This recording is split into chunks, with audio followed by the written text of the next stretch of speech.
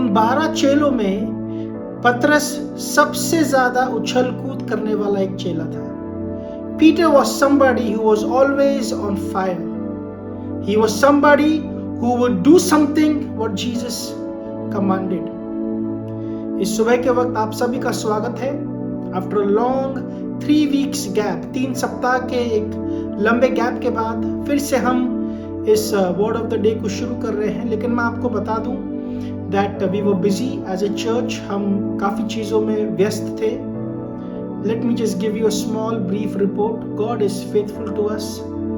God is using this church for His work. प्रभु इस कलीसिया को उनके कामों के लिए इस्तेमाल कर रहा है। We had a wonderful love triangle conference जहाँ हमने कई जोड़ों को देखा। We could see families coming together, couples coming together. It gives you joy. जब आनंद मिलता है जब परमेश्वर के लोग प्रभु के लिए तैयार होते हैं। And let me tell you this, प्रभु के लोगों, मैं फिर से आपको एक बार कहना चाहता हूँ, मेरे लिए और मेरी पत्नी के लिए प्रार्थना कीजिएगा, because the work of God is increasing. प्रभु का काम बढ़ रहा है और हमें और ज़्यादा ताकत चाहिए, हमें और ज़्यादा समय चाहिए ताकि we could reach out to these families. हम इन परिवारों के साथ समय बिता सके, इनके साथ परमेश्वर की इच्छाओं को पूरा कर सके। So remember me and my wife Pastor Belinda in prayer and let's dive into the word what the Lord wants to tell us.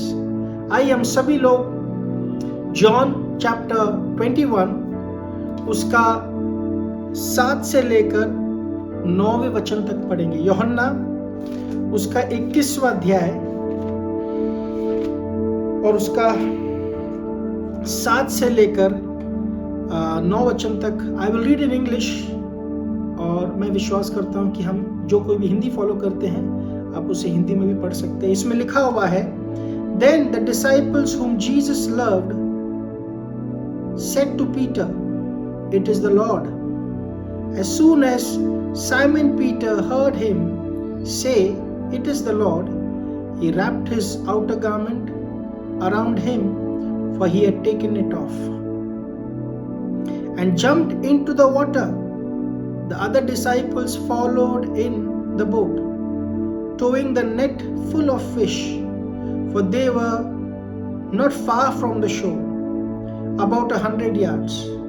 When they landed, they saw fire on a burning coal there with fish on it and some bread.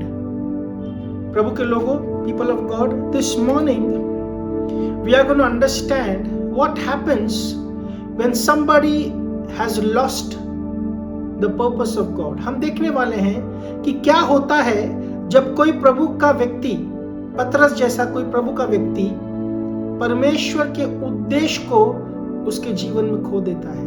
We all see Peter had already lost the fire of God. Peter had already lost the vision of God for his life. अगर हम सभी लोग जानते हैं, it was Jesus who told Peter that today onwards you are no more a fisherman, but I will make you a fishers of men. हम देखते हैं कि कितने आसानी से पतरस जो है यीशु के बुलाहट को खो दिया। कितने आसानी से पतरस जो है परमेश्वर के आग को अपने अंदर खो दिया। हम सभी लोग जानते हैं कि जब यीशु पकड़वाया गया, when Jesus was arrested by the Roman soldiers, Peter, somebody who was always impulsive, हमेशा बोलने के लिए उत्साही, हमेशा कुछ करने के लिए उत्साही, somebody like Peter denied Jesus 3 times. पतरस जैसा व्यक्ति यीशु को 3 बार नकार दिया। जब यीशु को अपने चेलों की जरूरत थी तब पतरस यीशु से दूर चला गया। But Peter lost the fire of God in him. And after the resurrection of Jesus, यीशु मसीह के पुनरुत्थान के बाद जब यीशु फिर से अपने चेलों के सामने आए, प्रकट हुए, and Jesus was time and again proving that he is back. Jesus said that on the 3rd day I will rise up. तो यीशु बार बार अपने चेलों के सामने आकर कह रहे थे कि जो मैंने कहा है देखो मैंने कर दिखाया है। What I said, I have done it. And उस दौरान जो है हम देखते हैं चैप्टर 21 अध्याय 21वां अध्याय, यूहन्ना 21वां अध्याय को हम पढ़ते हैं तो लिखा हुआ है कि Peter was somebody who took all the disciples and said let's go out to fish. पतरस जो है अकेला नहीं, बाकी सब चेलों को लेकर कहने लगा कि चलो फिर से मछली पकड़ते हैं। Peter had lost the purpose of God. पतरस अपने जीवन में परमेश्वर का उद्देश्य खो दिया था। वो आग, वो that fire which Peter had for Jesus was gone. Today, the topic for the message is we all need fire to come back. हम सबको आग की जरूरत है ताकि हम फिर से परमेश्वर के पास लौट कर आए। People of God, let's understand. जब यीशु ने पतरस और पतरस के सारे दोस्तों को बुलाया, बाइबल बतलाती है वर्स 9 कहता है that the moment the disciples came on the shore, जिस क्षण यीशु के चेले किनारे पर आए, उन्होंने सबसे पहली चीज उन्होंने देखा, they saw fire. प्रभु के लोगों, इस सुबह के वक्त the first thing, I'm going to bring this word into 3 parts. आज, कल और परसों, today is Thursday, Friday, Saturday, 3 दिन हम इस विषय पर सीखने वाले हैं। And we are going to understand that we need 3 things to come back to God. हमें 3 चीजों की जरूरत है जिसके द्वारा हम अपने परमेश्वर की बुलाहट में फिर से लौट कर आए। वर्स 20 चैप्टर 21 में यहाँ पर बहुत ही खूबसूरत रीति से लिखा हुआ है, the moment the disciples came near the shore, they saw fire. उन्होंने आग को देखा। We need fire. हम देखते हैं when Bible talks about fire, जब बाइबल पवित्र शास्त्र आग के बारे में बात करता है या अग्नि के बारे में बात करता है, हम देखने वाले हैं कि ऐसा क्या हुआ पतरस के जीवन में that Jesus had to rekindle that fire. ऐसा क्या हुआ पतरस के जीवन में कि यीशु को उस आग को फिर से जलाना पड़ा। The Bible says in the book of Leviticus chapter 9 verse 24, मेरे साथ खोलिएगा। आज का टॉपिक आने वाले आज कल और परसों का जो टॉपिक है, I believe it is going to minister to somebody. It's possible that हम में से कईयों ने परमेश्वर के प्रति वो उत्साह खो दिया है। Fire is nothing else but that passion for God, for that spiritual fervor for God. परमेश्वर के प्रति हमारा जो जुनून है, परमेश्वर के प्रति हमारा जो कमिटमेंट है, that is nothing else but the fire of God. हम देखते हैं लेविटिकस उसके 9वें अध्याय और उसकी 24 वचन में लिखा है, fire came out from the presence of the Lord and consumed the burnt offering and the fat portions on the altar. Amen. ध्यान से सुनिएगा, बाइबल हमें स्पष्ट रीति से बताती है कि आग जो है, अग्नि जो है, ये अग्नि जो पतरस के समय पर यीशु ने लाया, वो अग्नि, वो आग कुछ और नहीं, वो आग परमेश्वर के उपस्थिति से आता है। That fire can come only through the presence of God. So the first thing, प्रभु के लोगों, सबसे पहली चीज सुबह के वक्त प्रभु आपको और मुझसे कहना चाहते हैं, if we are somebody who has lost the fire of God, if we are somebody who have lost the passion for God, अगर हम ऐसे कोई व्यक्ति हैं जिन्होंने परमेश्वर के आग को खो दिया है, परमेश्वर के प्रति अपने जुनून को खो दिया है, सो वचन हमको स्पष्ट रीति से बताता है कि वो आग, वो जुनून आप अपने आप से नहीं ला सकते हैं। वो जुनून, वो आग हम परमेश्वर की उपस्थिति में आते हैं तब परमेश्वर हमारे अंदर उस आग को फिर से जलाता है। It is God who rekindles that fire back in our life. Leviticus का किताब में बहुत ही खूबसूरत रीति से बाइबल बतलाती है that the fire came from the presence of God. Listen to this. If you are somebody, यदि आप कोई ऐसे व्यक्ति हैं जिनके अंदर परमेश्वर का आग ठंडा हो चुका है, आप परमेश्वर के प्रति, यीशु के प्रति, अपने आत्मिक जीवन के लिए आप कुछ कर नहीं रहे हो, you are very dull, you are very cold. This morning the Lord wants to tell you need fire to come back to God. यदि आपको परमेश्वर के पास अपने वायदे के लिए फिर से लौटना है, if you want to come back to the call of God, you need fire. और वो फायर, वो आग आपको कहीं से नहीं मिल सकता है, वो आग परमेश्वर की उपस्थिति में मिलता है। अगर आप मुझे सुन रहे हैं, लेविटिकस का किताब, लेवी व्यवस्था का किताब, उसका 9वां अध्याय और 24 वचन को पढ़िएगा। उसमें लिखा है that this fire which was coming from the presence of God is the same fire Jesus brought for his disciples. ये आग जो परमेश्वर की उपस्थिति में पाया गया है, ये वही आग है जो यीशु ने अपने चेलों के बीच में लाया है। Amen. So पहली चीज, you have lost your fire, come back to the presence of God. परमेश्वर की उपस्थिति में फिर से लौट कर आइए।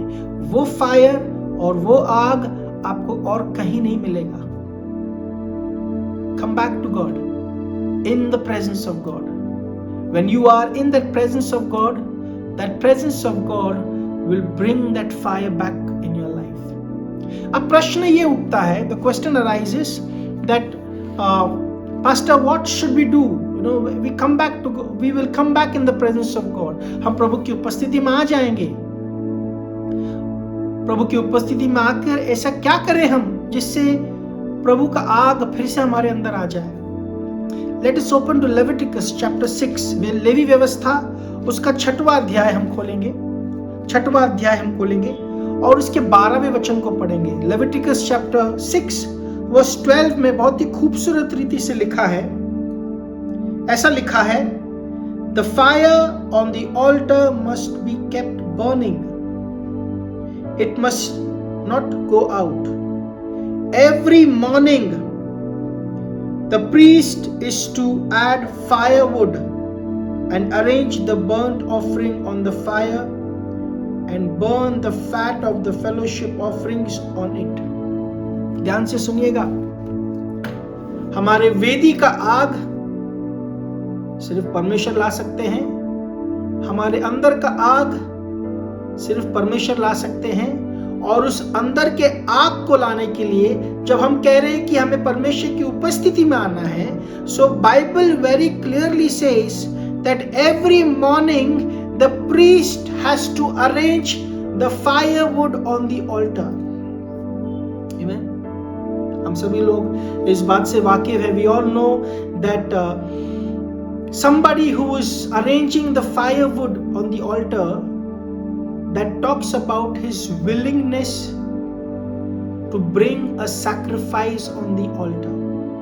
उसको हिंदी में कहूंगा, जब कोई व्यक्ति आग को जलाने के लिए लकड़ी वेदी पर रखता है तो वो दर्शाता है कि वो व्यक्ति अपने बलि को देने के लिए तैयार है या इच्छुक है। Abraham was willing to sacrifice his son Isaac. Abraham जो था वो अपने बेटे इसहाक को बलि के देने के लिए इच्छुक था। इसीलिए बाइबल बतलाती है कि वो सुबह उठ गया और लकड़ियों को जलाने के लिए तैयारी करने लगा।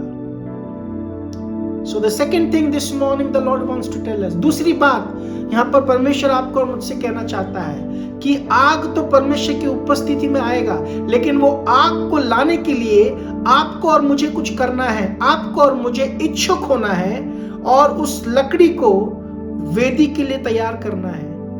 The second thing, Are you preparing your altar with the firewood? क्या आप परमेश्वर की उपस्थिति में इच्छुक होकर आते हैं? Do you come in the presence of God willingly? Are you yielded to the presence of God? क्या आप परमेश्वर की उपस्थिति के लिए इच्छुक हैं? प्रभु का आग ऐसे ही नहीं आएगा. The fire of God will not come like that unless we are willing to bring the sacrifice on the altar. जब तक हम अपने बलि को, अपने सैक्रिफाइस को, अपनी बलिदान को इच्छुक हृदय से वेदी पर रखने का तैयारी नहीं दिखाएंगे, तब तक परमेश्वर अपने आग को हमारे अंदर नहीं डालेगा. Peter was not willing. He denied Jesus 3 times. Are we willing to prepare the firewood for the sacrifice? क्या हम परमेश्वर के लिए कुछ बलि देने के लिए, कुछ सैक्रिफाइस देने के लिए तैयार हैं क्या? Mind you, this fire cannot be kindled by a man of God. This fire cannot be kindled by you and me. ये आग आप और हम या कोई प्रभु का सेवक नहीं ला सकता है. ये आग को लाने के लिए हमें परमेश्वर को प्रसन्न करना होगा. We have to please God. How can I please God? When I prepare my altar with the firewood. जब मैं लकड़ी को बलि के लिए तैयार करता हूं, और जब मैं ये करता हूं तो परमेश्वर देखता है कि ये बेटा या बेटी तैयार है मेरे सामने अपने जीवन को सैक्रिफाइस करने के लिए, अपनी इच्छाओं को सैक्रिफाइस करने के लिए. You know what you want to sacrifice. Rather, you know what you need to sacrifice. आप और हम अच्छे तरीके से जानते हैं कि हमें परमेश्वर के सामने क्या बलि देना है. Let's be yielded to God. आइए प्रभु के सामने इच्छुक होकर अपने बलि की तैयारी करें, अपने इच्छाओं को, अपने सैक्रिफाइसेस को. What is that thing which the Lord is expecting you to sacrifice for God? When you do that willingly, जब आप उसको इच्छुक होकर लकड़ी की तैयारी कर जब आप उस लकड़ी को वेदी पर रखते हो, the word of God says, fire will come from the presence of God. परमेश्वर की उपस्थिति से वो अग्नि आएगा, वो आग आएगा, और जब वो आग आएगा, we will be back in action. हम फिर से प्रभु के लिए आग से भर जाएंगे. हमारा वेदी में फिर से आग होगा. Our altars will have fire and we will burn for God. हम प्रभु के लिए जलाए जाएंगे. हम प्रभु के लिए जो है तैयार हो जाएंगे. So people of God, 2 things. Peter needed the fire of God back in his life. Jesus came and the word of God says they landed and they saw fire. Bible बतलाती है, यूहन्ना 21वें अध्याय में लिखा हुआ है कि ये चेले जो है समुद्र के किनारे पहुंचे और उन्होंने अग्नि को देखा. Jesus wanted to rekindle the fire of God in his disciples' life. Go ahead. आज के दिन की शुरुआत करें and understand this. If you are somebody who is lacking the fire of God, who is lacking the passion of God, who has lost his spiritual fervor, अगर आपके आत्मिक जीवन का उत्साह कहीं खो गया है, come back to God. He will rekindle that fire. And for you to bring that fire of God from the altar, you need to prepare the altar. आपको उस वेदी को तैयारी करना होगा. ये प्रार्थना है प्रभु के लोगों. आज के इस दिन मैं आपके लिए इस आशीष को बोलना चाहता हूं that यदि आप वो व्यक्ति हैं जिसके अंदर का आग खत्म हो चुका है, यदि आप वो व्यक्ति हो जिसके अंदर परमेश्वर का जुनून खत्म हो गया है, ये वचन आपके लिए है. वो आग आपको कहीं नहीं मिलेगा, परमेश्वर की उपस्थिति में मिलेगा. That's the first thing. दूसरी बात, और वो आग को परमेश्वर की उपस्थिति में लाने के लिए आपको लकड़ियों की तैयारी करनी होगी. जब आप बलि के लिए लकड़ी की तैयारी करते हैं, that talks about your willingness. God wants to see a willing heart, a yielded heart. और मैं प्रार्थना करता हूं कि वो आग जो हमें जरूरत है यीशु के लिए, आत्मिकता के लिए, वो आग हम सब के अंदर जलेगा और जलता रहेगा यीशु के नाम से। प्रभु आपको आशीषित करे। God bless you.